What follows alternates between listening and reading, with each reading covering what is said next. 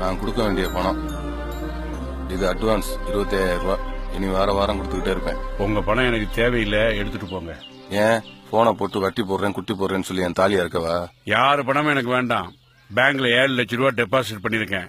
என் பேர்ல என் பொண்டாட்டி பேர்ல 5 லட்சம் ரூபாய் இன்சூரன்ஸ் போட்டிருக்கேன்.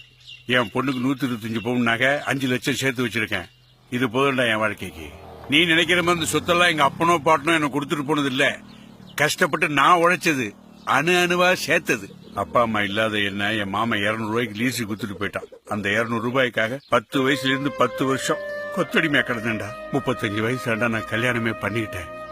கைய ஊனி காலை ஊனி வயத்தை கட்டி வாயை கட்டி பெட்டி கடை மளிகை கடை ஹோட்டல் என்னென்னமோ ஆரம்பிச்சேன்.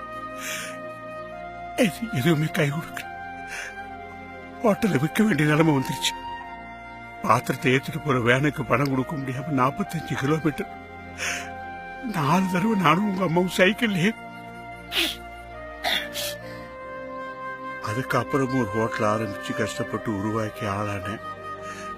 நமக்கு சாப்பாடு போட்டு அந்தஸ்து கொடுத்த அந்த ஹோட்டலை நீ பாத்துக்க முடியாதுன்னு சொல்லிட்டேன்.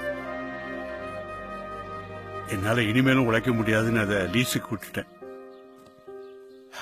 உன்னை திட்டும்போது எனக்கும் தான் வலிச்சது. திருத்துறத உன்னை வருத்துறதா நீ நினைச்சிட்டு போ.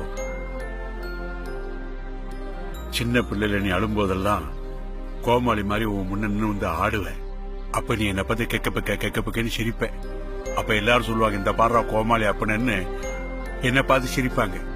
யார் சிரிப்பை பத்தி நான் கவலைப்படல. என் புள்ள நீ சிரிச்சுக்கிட்டே இருக்கணும்னு தான் எனக்கு தோணுச்சு. இப்பவும் நான் காமெடினா தாண்டா நடிச்சுக்கிட்டு இருக்கேன். ஏன்னா எப்பவாவது உனக்கு ரோசை வந்து நல்லபடியா திருந்திட மாட்டியா அப்படின்னு தான்.